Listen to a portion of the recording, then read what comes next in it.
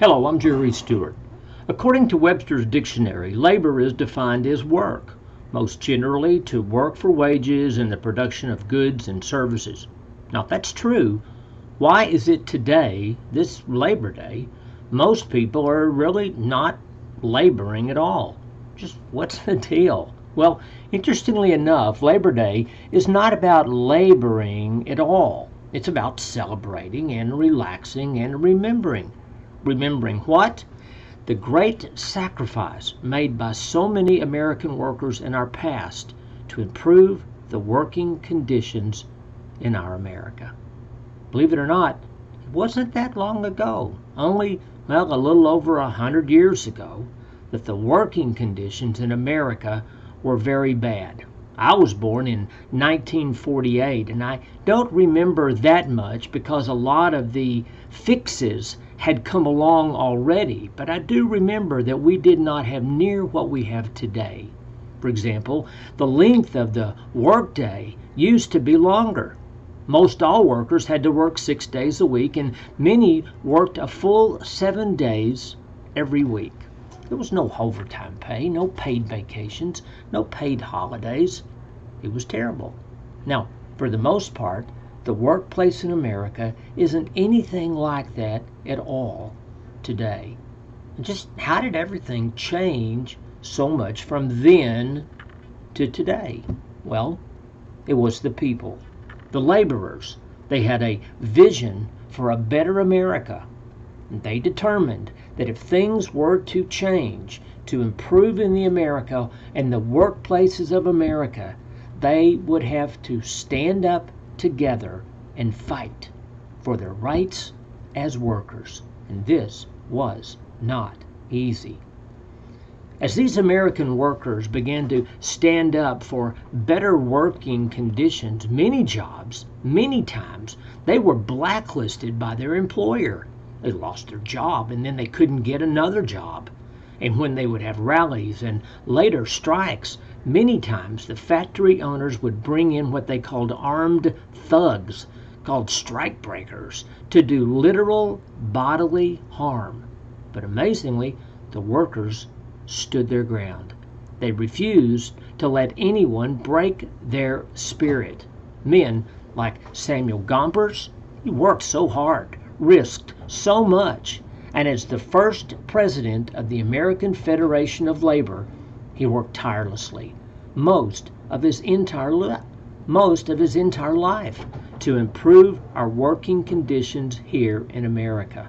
In fact, many historians today believe that Samuel Gompers was the single most important personal influence in the shaping of labor and work conditions in our American history. But just what was his vision of a better workplace?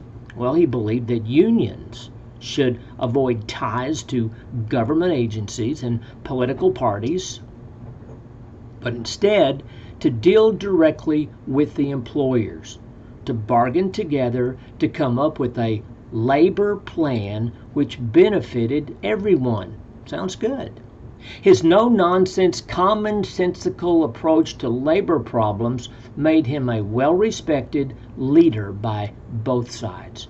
Samuel Gompers supported labor laws aimed at regulating the conditions and hours of work for women and minors. And here's the important part. He never stopped working for the little guy. He believed in the working rights for all Americans. And that's what we need today, big or small, that we all get the same consideration, no matter who we know, no matter what we know, that we all be treated equal. And because of the grit and determination of good Americans like Samuel Gompers, we American workers today enjoy much better working conditions and benefits, far surpassing anything those first workers could have ever imagined.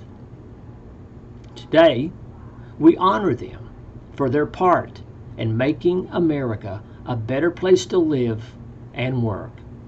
And that's a lot of what Labor Day is, it's all about.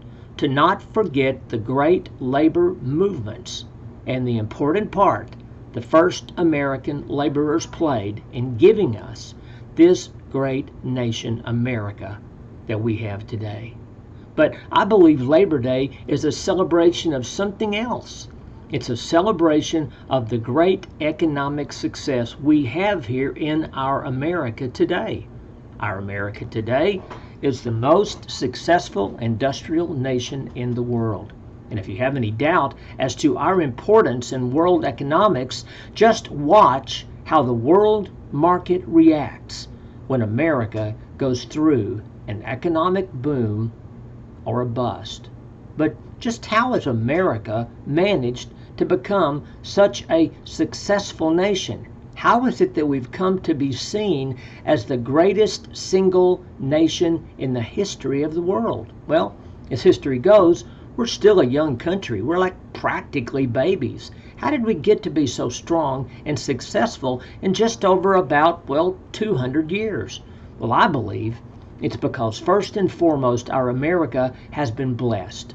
I'm a great student of history, and as I read and study our American history, it's oh so clear that long ago, as early as the Pilgrims landing on Plymouth Rock, maybe even sooner, God determined to bless America.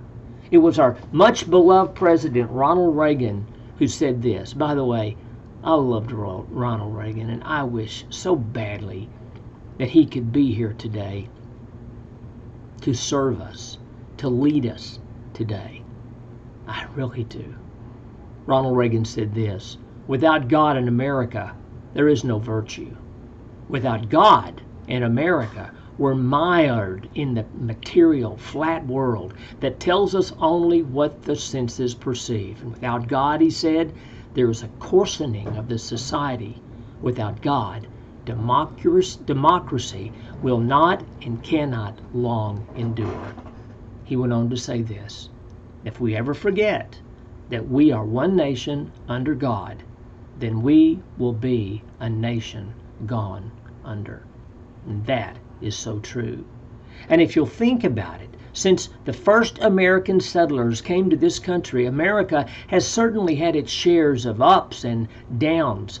But in the end, we have always come out on top, and that is no accident.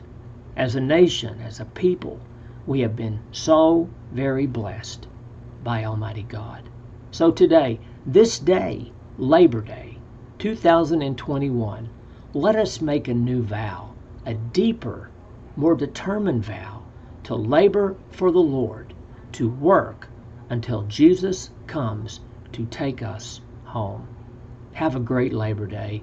Don't forget that God is the true leader of our nation, and we need to never cease in our prayers.